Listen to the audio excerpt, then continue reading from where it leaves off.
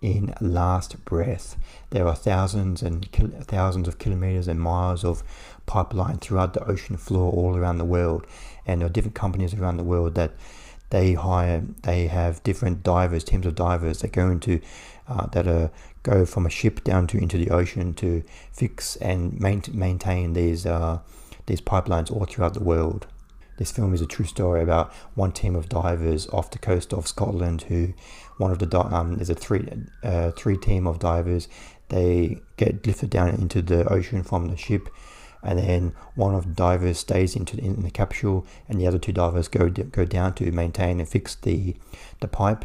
And while they're down there, the weather on the surface is very, very bad. The ship is like and the ship malfunctions, and because of this malfunction on the ship, the divers in the ocean, they lose their oxygen, they lose a lot of tracking that they can track with them, so they have to abort the mission very quickly, like come up, quick, abort, quick, come up. But when they're trying to come up, one of the divers, he gets his cord wrapped around the structure, the pipe on the ocean floor, and it gets snapped, and then he loses his oxygen supply, and he loses his bearings, so he doesn't know where to go. He can't hear what the other divers are saying, and once it snaps, he loses his oxygen supply, so he has to rely on the oxygen supply in his suit, and that's only about 5 minutes of oxygen supply, so he ends up losing that oxygen supply, and then he ends up passing out, and the other divers and the ship crew have to track where he is and try and rescue him.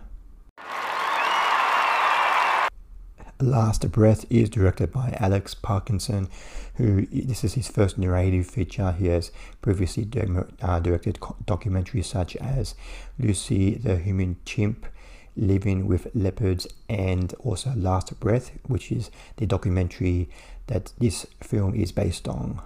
Last Breath, I actually like the first half an hour of the film. The film does a good job of showing us or telling us what these divers are doing, what their job is, and then they get onto the ship and then they go into the water, and the film does a really good job of setting the scene of what's going to happen.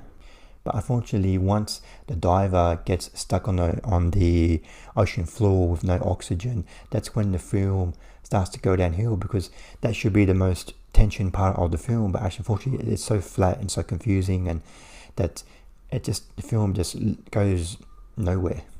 It's not to help that the characters in the film are just so cliched. We have like Woody Harrelson plays like a 20-year-old veteran diver who his last mission, he's retiring, he's been forced into retirement, and we've got Simu Liu, he's like this tough guy diver, no nonsense diver, who towards the end of the film he kind of has this very obvious character arc where he ends up being like the big rescue guy. And then we've got Finn Cole, he's the rookie, sort of rookie diver who ends up being caught on the ocean floor.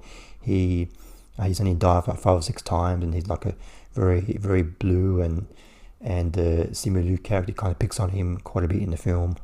And once we get to the diver, Finn Cole being stuck on the ocean floor about 40 minutes into the film, the film doesn't really give us any information. We just see Finn Cole on the ocean floor. It's pitch dark down there. We don't see where he is. He doesn't know where he is. There's no information on the screen. We don't get any maps of where he is, like how much oxygen he has left, and what distance from the ship and distance in the water. And it's so dark, we don't know where he is. So as a viewer, we are confused, like where is he? And that just evaporates any tension in the film.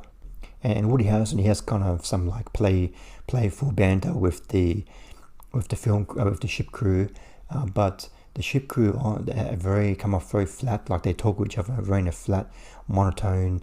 The acting is not very good. Like Cliff Curtis, he's usually a fantastic actor, but he's riddled with this this crew member who has to protect the financial aspect of this disaster. And like if Finn Cole, the diver, he has to die. Like we can't just like spend millions of dollars like trying to save this one diver. He's expendable, so he's riddled with this cliche like flat character, and all of the interplay of the film crew trying to rescue this diver, it just feels very flat and stale.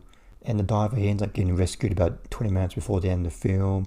He gets brought back into the capsule, and they try to bring him back to life. It takes some maybe a few hours for him to like wake up. He miraculously woke up, thank God. And but when he wakes up, it's very strange. Maybe it happened like that in real life, but he just wakes up and then starts teasing one of the other divers, and then that whole like thing is like there's no doctor seeing if he's okay or treating him, and he just like wakes up and then he goes back home. That's it.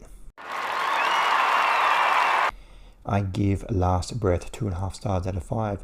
The first half an hour of this film was quite engaging, and it set the scene very well. But unfortunately, the most tension part of the film, when the diver gets trapped on the floor, should be the most exciting part of the film. But I just didn't understand what was going on. Where is he? Like, how much oxygen does he have? There's just no tension in this film. It's so flat. The characters are so underwritten, so flat, and the interplay between the ship and the divers is just so flat. So yeah, unfortunately, I think it's probably better to watch the original documentary, unfortunately, because yeah, I just think the director, Alex Parkinson, he treats his film as like a documentary. He just doesn't specialize the human part of the film enough. Thanks for watching. What did you think of Last Breath? Did you like the film more than I did? Please comment below what you thought of the film. See you next time. Bye.